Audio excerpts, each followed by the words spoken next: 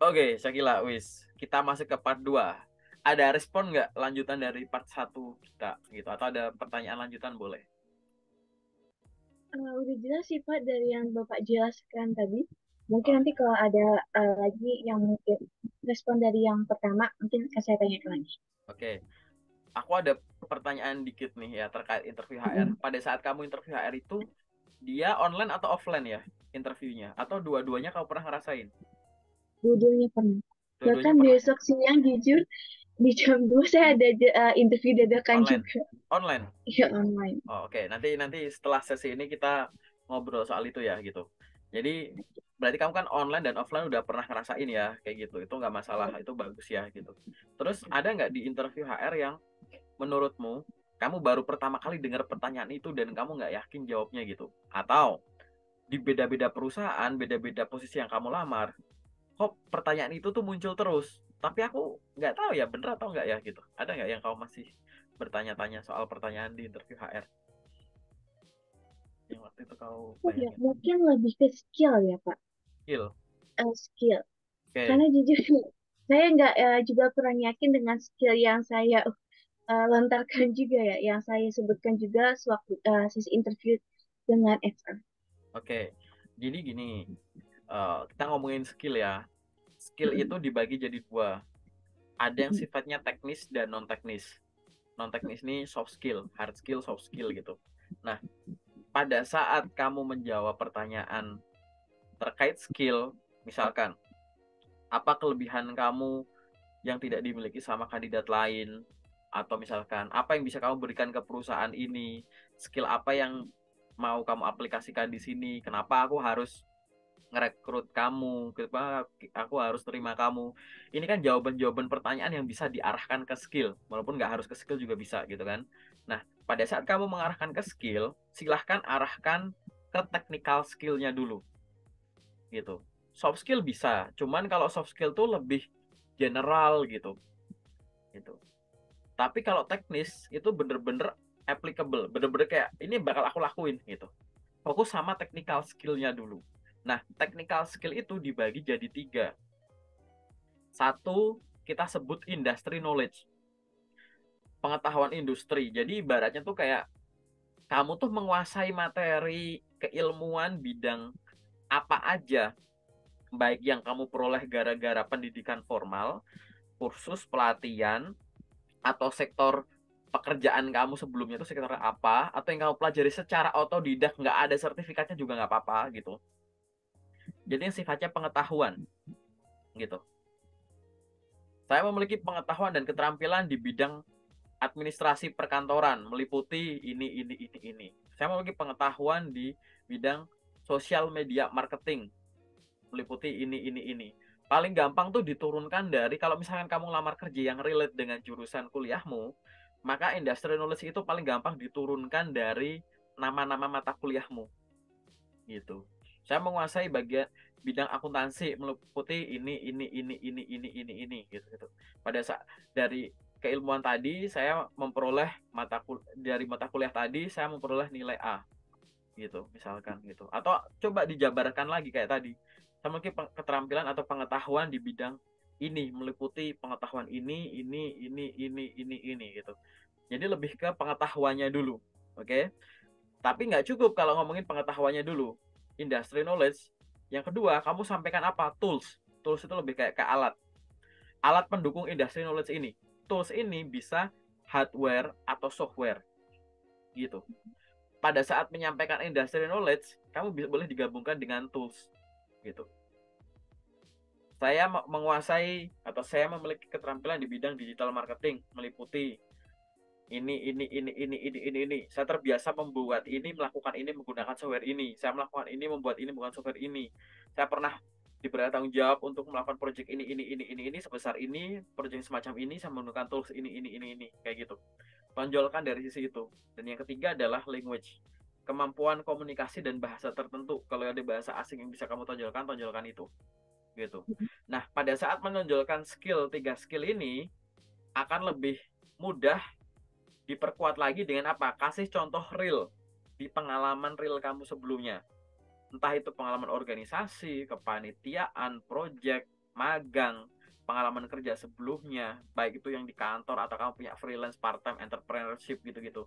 Sampaikan itu. Jadi berfokuslah di situ dulu gitu.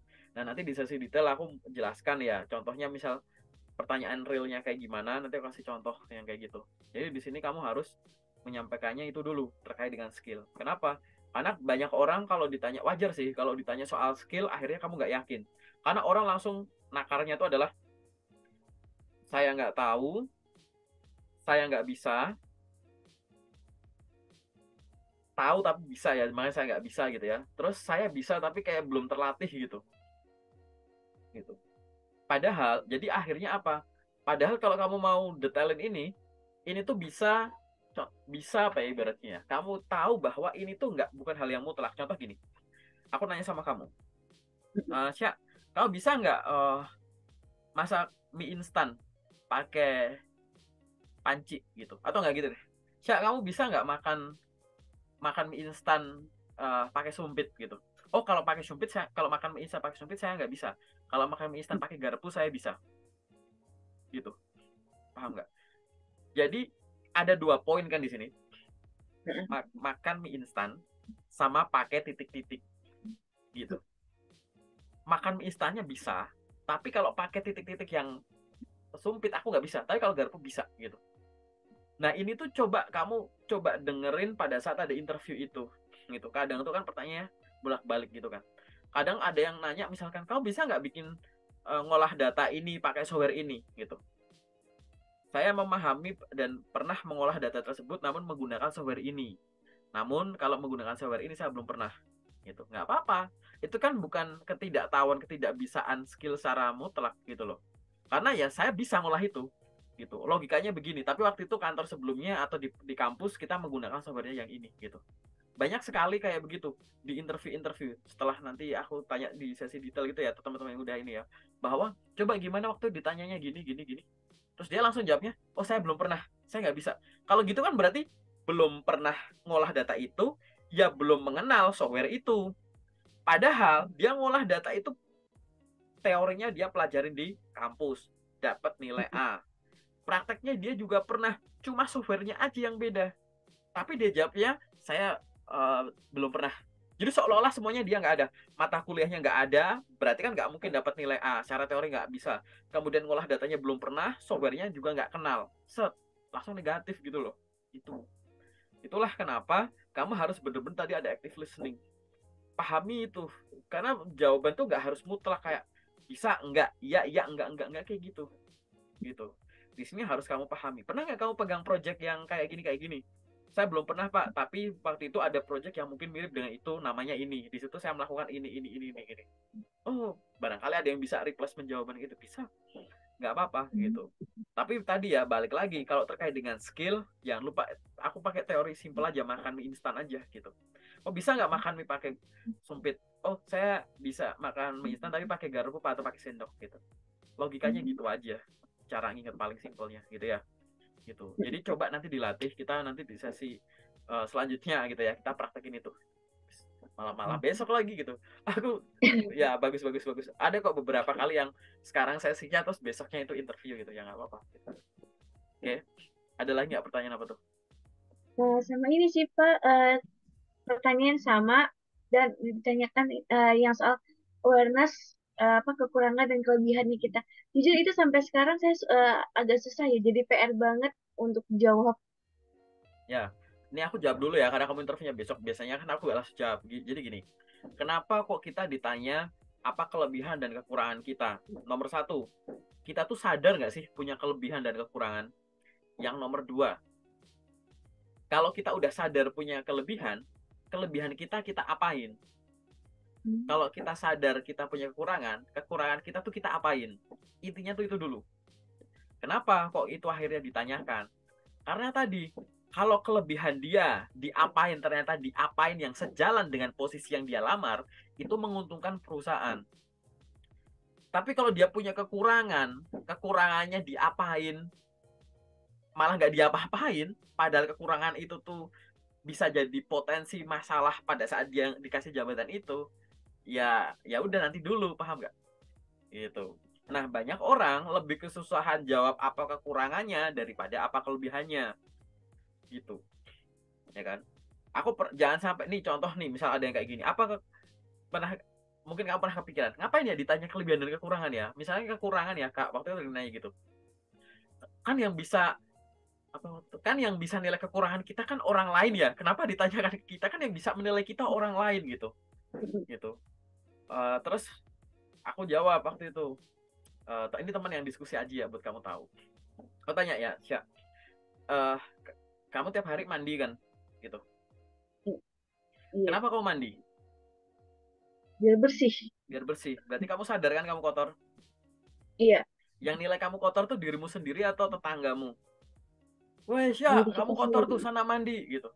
Kamu sendiri kan? Itu kan artinya kan kamu Iya. kamu bisa menilai dirimu sendiri dan kamu ada tindakan. Nah, itu loh, ingat-ingat itu. Jadi aku akan menyampaikan itu ke teman bahwa ya enggak dong. Kata siapa kita nggak bisa menilai kelebihan kita? Kata siapa kita nggak bisa menilai kekurangan kita? Buktinya tuh kamu sadar kamu kotor, mandi. Kamu sadar kamu aus, minum, kan gitu. Kita udah minum dari tadi ya, kamu ada botol, aku ada gelas gitu kan. Nah, itu contoh bahwa kita tuh menilai diri kita, dan setelah kita tahu, kita nilai, oh ya, aku aus. Terus kita ambil tindakan apa? Logikanya tuh sama gitu. Kalau kelebihan, sampaikan kelebihan yang berkaitan dengan posisi yang kamu lamar. Kalau bisa kasih contoh real gitu. Apa kelebihan Anda? Kamu daftar misalkan jadi, sebut deh kamu daftar kerja jadi apa? Contoh CS. CS gitu. Oke. Apa kelebihan Anda gitu? Kamu sampaikan saja. Saya memiliki kelebihan komunikasi yang baik. Pada saat saya menempuh pendidikan formal di universitas ini, saya banyak mengikuti kepanitiaan dan organisasi. Di sana banyak fungsi-fungsi dan peran saya itu yang mengharuskan saya berkomunikasi dengan banyak pihak, baik secara individu maupun secara kelompok kolektif. Saya misalkan jadi MC di beberapa event, saya di situ presentasi macam-macam. Selain itu juga di periode kuliah saya, di sana banyak mata kuliah yang mengharuskan setiap mahasiswanya itu presentasi. Saya juga di situ tidak hanya presentasi mata kuliah saja, tetapi saya beberapa kali maju untuk misalkan penelitian paper ini itu yang harus saya presentasikan, dan waktu itu saya memperoleh juara ini, saya dapat hadiah ini itu. Nah, dari pengalaman-pengalaman saya tadi, saya menyadari bahwa setiap kesempatan komunikasi di depan umum yang diberikan kepada saya telah ya, menumbuhkan kemampuan komunikasi saya kepada banyak pihak. Saya terbiasa komunikasi secara individu maupun kelompok, saya terbiasa untuk komunikasi dengan rekan maupun orang yang lebih dewasa dari saya. Di situ saya akhirnya yakin bahwa komunikasi merupakan nilai plus saya, dan saya juga menguasai bahasa Inggris dan bahasa Mandarin. Saya mampu berkomunikasi dengan bahasa Indonesia, Inggris, dan Mandarin secara aktif. Dan itu adalah kelebihan saya yang dapat saya aplikasikan di posisi customer service ini. Ini contoh jawaban yang aku panjangin ya. Jawabannya nggak harus panjang itu.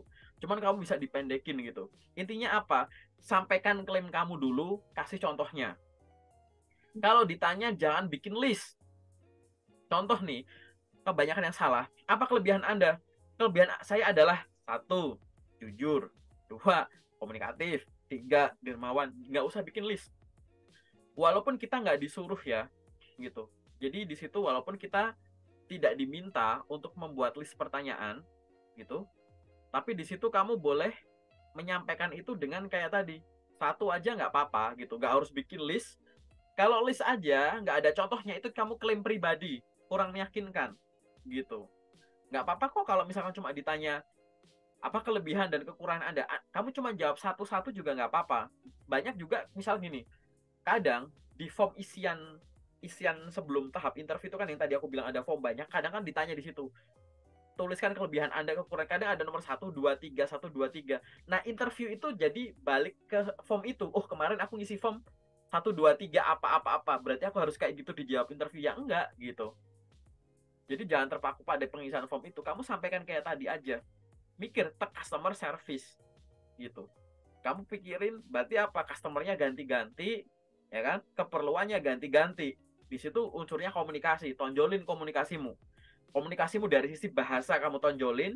Kedua, pengalaman ngobrol dengan banyak orang beda-beda di beda-beda event, beda-beda kesempatan, beda-beda cara kamu juga pernah gitu.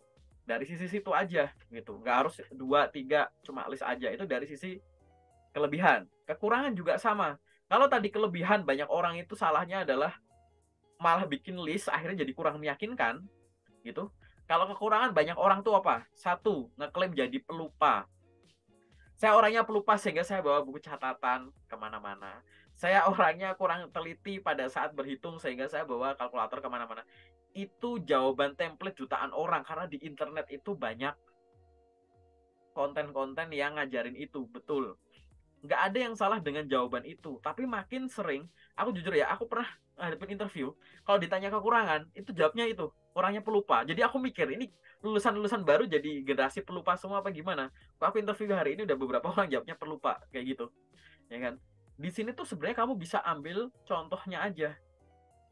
Tadi, oh, yang penting tuh kekurangannya apa, terus kamu ambil tindakan apa. Pakai logika mandi aja. Kamu menilai dirimu itu bau, terus mandi. Kamu menilai dirimu itu kotor, terus mandi gitu kan. Sama. Kekurangan kamu bisa sampaikan saja. Fresh grade misalkan, ada yang menyampaikan kelemahannya misal gini. Kekurangan saya adalah saya memiliki kemampuan yang masih terbatas terkait bidang customer service. Dikarenakan saya merupakan fresh graduate gitu, yang dimana pada saat kuliah itu memang tidak ada mata kuliah khusus terkait dengan customer service.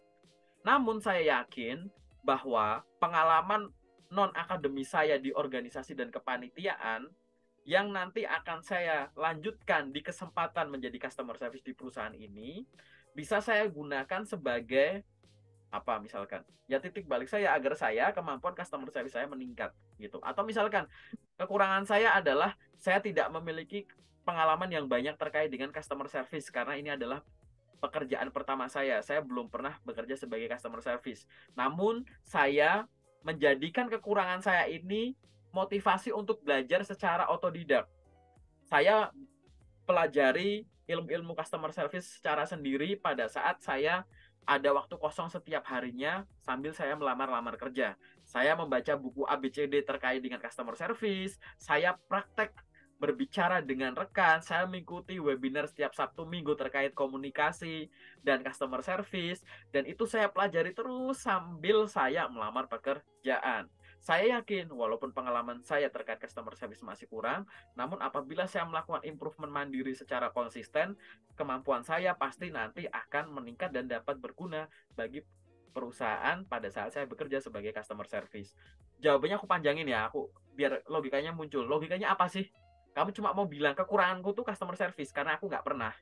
Tapi ini loh, aku punya inisiatif sendiri untuk belajar soal customer service gitu. Ini loh, kekuranganku sebagai pengetahuanku di bidang customer service tidak menurunkan niatku untuk malah ini malah jadi motivasiku untuk belajar sambil aku nyari kesempatan.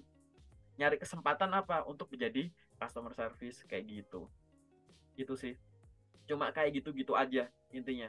Jadi itu bisa dilatih, ingat ya, itu bisa dilatih ya. Aku baru tahu kalau kamu bisa mau interview. Nanti kita di sesi private kita bikin latihan simulasinya dulu lah gitu. Tapi intinya gitu ya. Fokus bahwa kamu sadar punya kelebihan dan kekurangan dan mau kamu apain. Sampaikan kekurangan atau kelebihannya apa, klaimmu itu apa, terus dikasih contoh. Kalau kelebihan berarti contoh kamu pada saat mendapatkan kelebihan itu. Kalau kekurangan, kasih contoh kekurangan itu malah memotivasimu untuk melakukan atau bergerak apa gitu. Yang akhirnya apa, perusahaan juga nggak rugi, kamunya untung dan perusahaan juga bisa untung kalau ngerekrut kamu karena kamu udah hal negatif bisa bikin positif, apalagi hal positif juga makin positif kan gitu.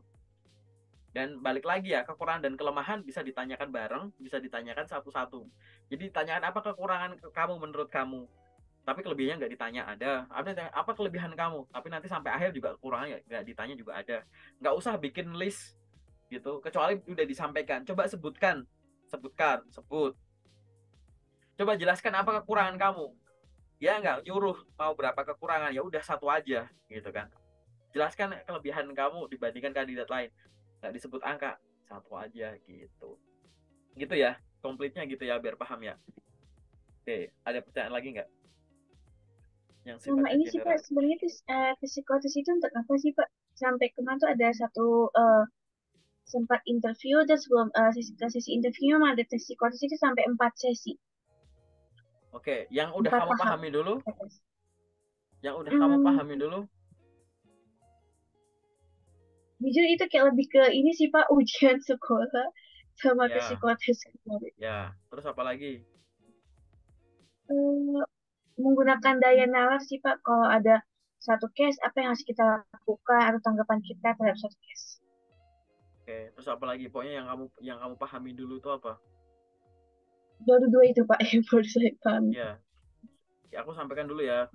Namanya juga psikotes gitu. Psikotes tuh pasti ya ngetes psikologimu kan gitu. Psikologimu itu psikologi kapan? Psikologimu pada saat kamu ngerjain soal psikotes itu. Gunanya apa? Nanti bisa kecek semuanya itu. Kondisi psikologismu pada saat ngerjain soal, yang bahkan di dalamnya itu bisa untuk mengintip gitu. Psikologismu pada saat kondisi-kondisi tertentu.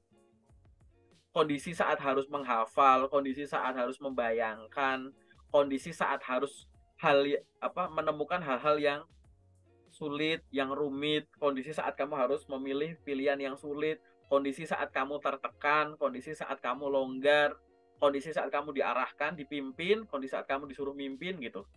Intinya psikotes ya untuk mengetahui kondisi psikologismu itu gitu. Tapi kan di dalamnya juga ada kayak tes potensi akademiknya gitu kan ya. Jadi ibaratnya nggak kayak ya IQ, kecerdasan macam-macammu juga diukur di dalamnya. Tapi balik lagi, kenapa? Setiap role, setiap posisi, dia itu kan membutuhkan orang. Orang tadi tidak hanya dari sisi intelektualnya saja kan, tapi dari sisi kepribadian dia. Dia punya karakter yang cocok nggak dengan itu. Sebenarnya psikotes itu nggak ada benar salah, tapi itu adalah alat ukur yang biasa digunakan oleh psikolog atau ilmuwan psikologi untuk mengukur kondisi masing-masing orangnya, kecocokan kepribadian dia terhadap posisi yang dia lamar, kayak gitu.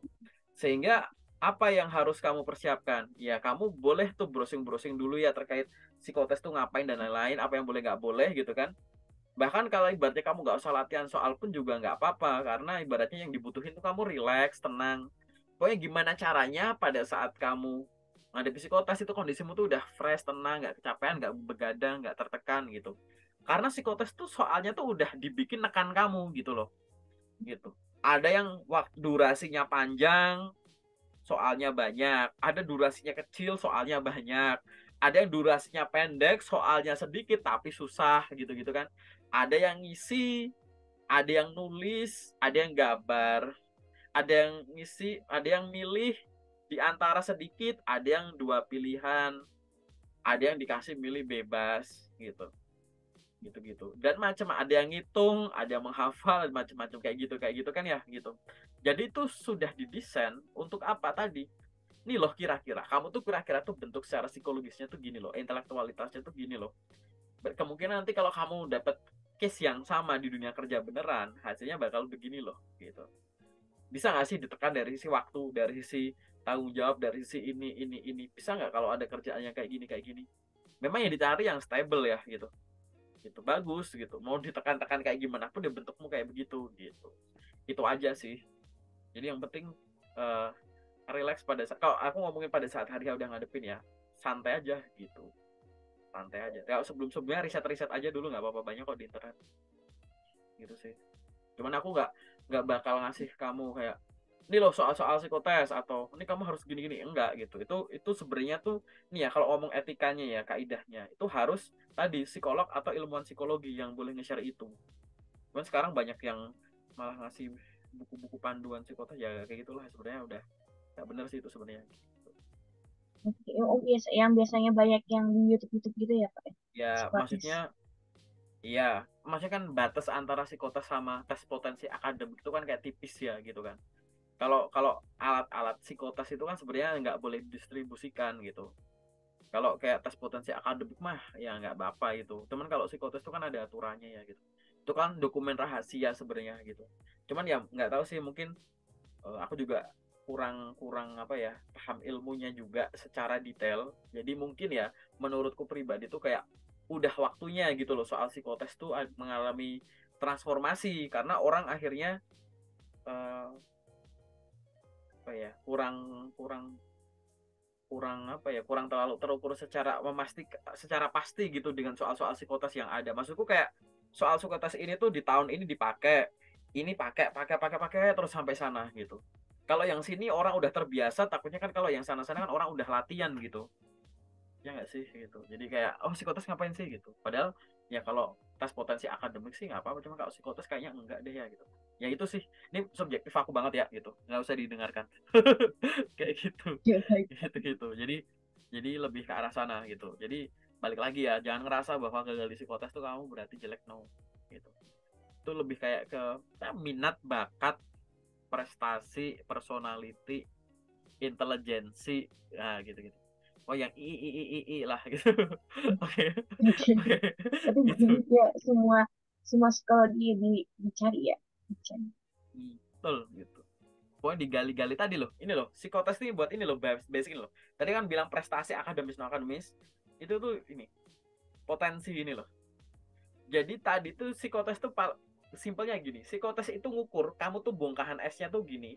Jadi jarak antara potensi dan prestasi itu cuma kecil atau gini gitu. Kan gede nih kalau begini kan. Gitu.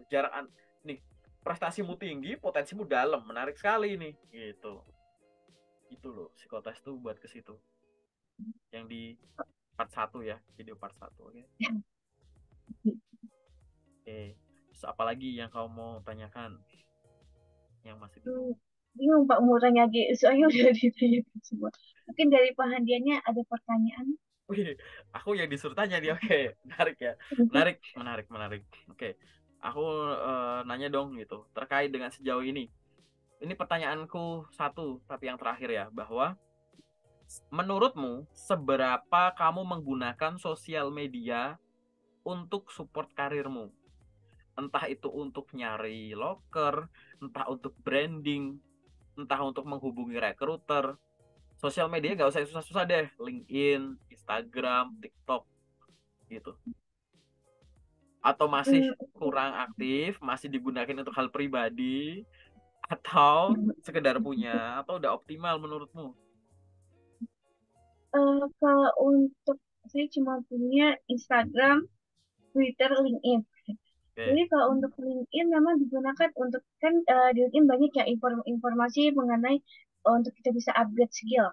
Bahkan oke, di Instagram juga banyak ya, kayak untuk meningkatkan penggunaan kita terhadap ya, Microsoft Excel dan juga Microsoft Word. Nah, di situ saya menggunakan berupaya menggunakan bagaimana sih dari informasi-informasi yang saya dapatkan dari dua platform ini untuk bisa meningkatkan skill saya. Bukan untuk hal ke pribadi. Dan untuk Twitter jujur Pak, ini cuma mau buat lihat rute aja Kak. ya Twitter aku no sih, aku kan tadi nggak nanya Twitter ya gitu. Kata kalau LinkedIn Ya, gimana? LinkedIn udah oke menurutmu? untuk LinkedIn sudah oke sih Pak. Banyak informasi-informasi yang saya dapatkan dari HR maupun dari sesama koneksi ya yang saling share. Udah pernah di DM sama HR belum ditawarin kerja? Udah kemarin Pak. Udah. Oke, bagus ya. Kalau udah sempat ada di DM, aku bisa tolak. Ini aku kan belum ngecek LinkedInmu nih. Nah, nanti di sesi private kan akan aku cek gitu kan. Nanti biasanya tuh aku tolak ukurnya adalah udah pernah di DM sama HR-nya belum gitu, atau sama user atau sama siapapun nawarin gitu. Karena balik lagi gitu. Zaman sekarang, mungkin sekarang dan ke depan, sosial media itu lebih dari sekedar entertainment. Sosial media itu lebih dari soal hal yang sifatnya pribadi. Namanya juga media sosial. Kalau kalau nggak sosialisasi, malah jadi media pribadi gitu. Yang ngapain bersosmed? Aku sampai segitunya loh, apa namanya kepemikirannya. Kenapa? Karena banyak sekali sekarang orang yang menggunakan sosmed lebih dari sekedar untuk entertainment atau urusan pribadi, tapi untuk penunjang karir. Itu bener-bener dapat karirnya tuh luar biasa, yang dia nggak ekspektasi malah datangnya nggak cuma satu, ada dua, bertubi-tubi dan lain-lain gitu ya. Nah aku harap itu kamu udah ngelakuin itu gitu. Jadi di sesi apa namanya di nanti ke depan-depannya gitu ya, saranku adalah mau kamu masih jadi job seeker, mau nanti kamu udah punya kerjaan gitu, minimal jangan ninggalin LinkedIn. Wah, aku bukan salesnya LinkedIn ya, aku tidak mewakili LinkedIn ya. Cuman sampai detik ini aku belum melihat ada platform sosial media. LinkedIn itu sosmed ya, bukan job portal. Belum ada sosial media yang nandingin LinkedIn gitu. Dimana sosmed isinya itu hal-hal profesional dan kamu kelihatan keren kalau udah ada LinkedIn. Bahkan job seeker sekarang kalau nggak punya LinkedIn atau LinkedIn kayak cuma punya secukupnya, punya seadanya malah kelihatan aneh gitu. Oke, Sya, gitu. Paling itu aja sih saran dari aku. Ada lagi nggak pertanyaan dari kamu? Loh, aku balik lagi. Kalau nggak ada, kita masuk ke sesi detail aja nih. Nggak, Pak, sudah cukup. Udah cukup? Oke, kita sekarang masuk ke sesi detail ya, saya. Oke.